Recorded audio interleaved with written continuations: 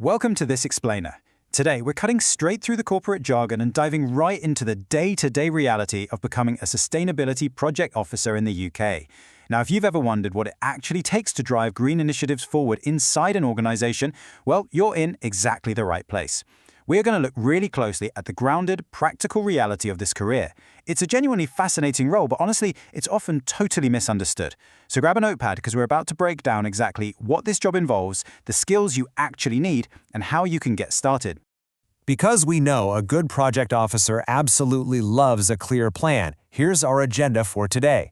We'll start with the reality of the role, move into the balance of spreadsheets and real impact, discuss who actually suits this position, explore working smart with AI, and then wrap up with your next practical step. All right, let's jump straight into Section 1, the reality of the role, project support over glamour. So there is a pretty stark contrast between perception and reality here. On the one side, we have this super glamorous idea, right? That you'll be out in the field every single day, dramatically saving the planet one sweeping policy at a time. But on the flip side, the daily reality is fundamentally about project support and delivery. Your real tangible value in this role doesn't come from making grand speeches. It comes from being incredibly reliable, highly organized, and honestly, just having the sheer persistence to keep things moving forward.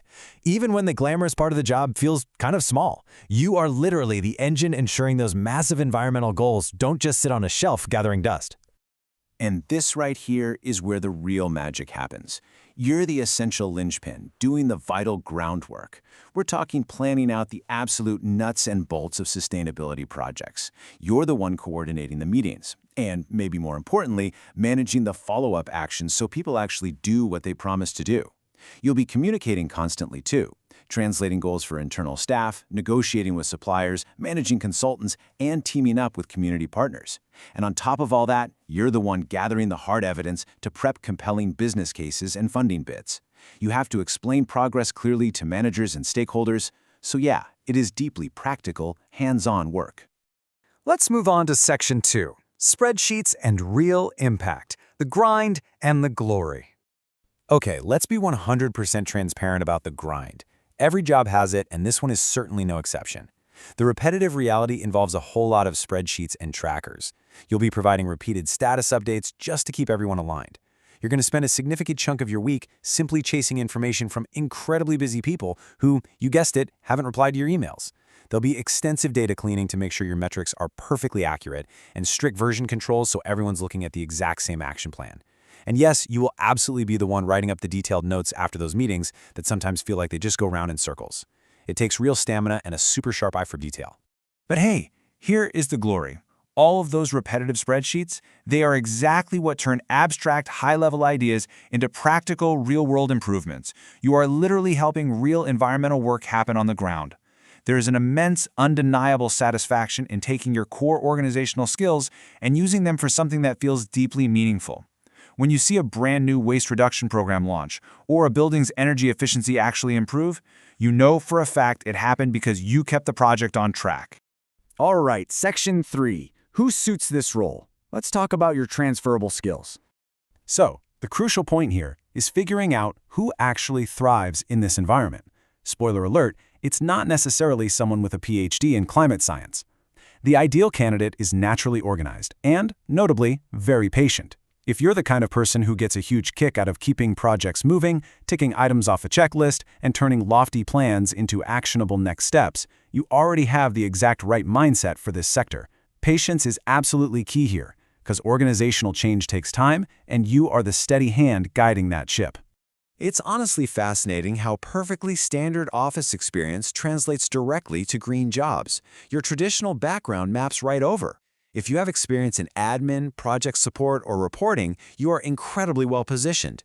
That admin experience, it's exactly what you need for coordinating meetings and bids. That project support background is basically tailor-made for updating complex action plans and trackers. And if you're used to reporting, you'll be completely at home gathering and organizing vital data on energy, waste, and travel. You really don't have to start from scratch. You just have to apply the skills you already have to a new, greener focus. Which brings us to Section 4. Working smart with AI, your modern toolkit. Let's break down what the modern workflow actually looks like, because there's a really crucial divide you need to understand. On one side, we have what AI is fantastic at, Things like drafting routine project updates, instantly turning your messy meeting notes into structured action lists, summarizing those massive 200-page environmental reports, and simplifying highly technical sustainability language for a general audience. It basically takes the heavy lifting out of the admin. But on the other side is what you do. AI absolutely cannot replace your human stakeholder judgment. It can't take professional accountability for a funding bid, and it certainly cannot be trusted to independently verify that vital sustainability data. So think of it this way. The AI is your assistant, but you are the essential pilot navigating complex human relationships and ensuring absolute accuracy. And finally, Section 5. Your next practical step, getting started today. This explainer has really just been a quick taster to give you the grounded reality of this career path.